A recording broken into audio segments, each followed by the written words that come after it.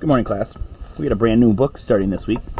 It's called The Chocolate Touch. There will be parts of this book that I need to explain to you because it's modeled after a famous myth about the Golden Touch, which was a king who was so greedy that he actually had one wish, and he wished that everything he touched would turn to gold, and it was fantastic. He had a palace made of gold. He had everything made of gold until he touched his daughter, and she became a solid statue of gold, and then all of a sudden he didn't like gold so much because he lost his daughter over it.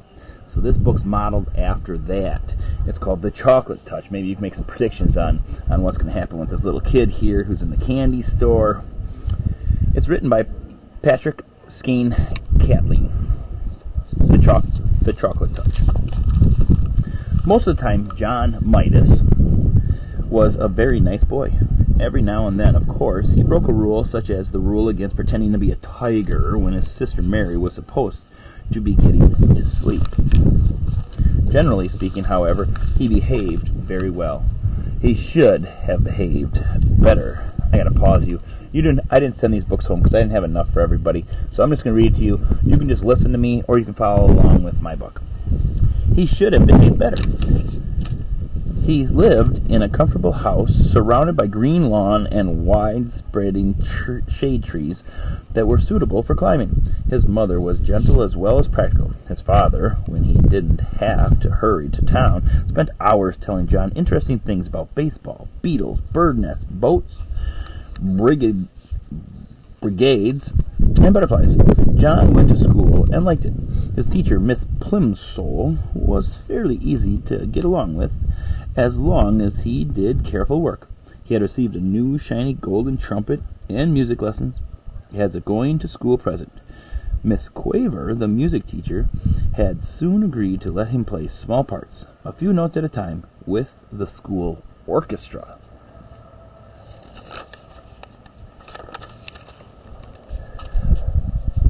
This book's missing a page. Finally, there was Susan Buttercup, who was in his class. Susan had soft yellow curls, round pink cheeks, blue eyes, and one of the best collections of marbles in the neighborhood. John should have been completely well behaved, but he wasn't. He had one bad fault. He was a pig about candy. Boiled candy, cotton candy, licorice, all sorts, old-fashioned toffee, candied orange and lemon slices, Cracker Jacks, jelly beans, fudge, that's one of my favorites, black currant, lozenges for ticklish throats, nougat, marrons glaces, acid drops, peppermint sticks, lollipops, marshmallows, and above all, chocolate. He devoured them all. While other boys and girls spent their money on model airplanes, magazines, skipping ropes, and pet lizards, John studied the candy counters. All his money went on candy, and all his candy went to himself. He never shared it. John Midas was candy mad. At lunch one Saturday, Mrs. Midas noticed a couple of little red spots on the end of John's nose. "Look," she said to Mr. Midas, "John has spots." Mr. Midas leaned forward to look at them. He gravely shook his head and clicked his tongue.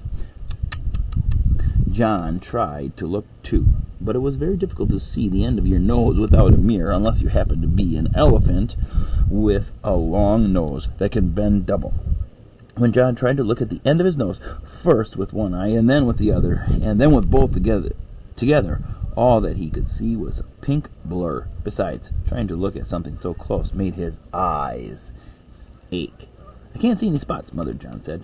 "Well, I can," Mrs. Midas says. "Just because you don't see a thing doesn't mean that it isn't there. Try feeling the end of your nose with your finger." John rubbed his finger over the tip of his nose.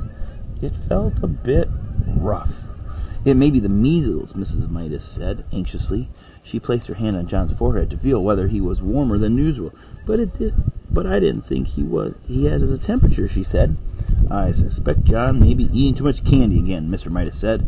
"Have you been eating candy this morning, John?" "Some," John admitted. "What?" Mr. Midas asked. "Well," John replied, "well, I had a few cream delights. Susan gave them to me." "Anything else?" Mr. Midas asked. "A little toffee crunch," John said. "And what else?" Mr. Midas asked, beginning to look cross. John's ears grew red. He knew he wasn't supposed to eat candy before meals. Oh, only hardly anything else, he said. John, Mr. Midas said, as his son recognized the tone it meant that John had to tell everything.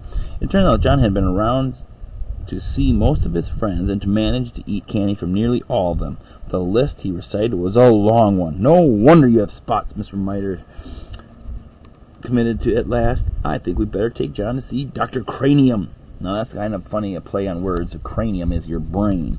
So Dr. Cranium would be like a brain doctor. Dr. Cranium, he said to Mrs. Midas.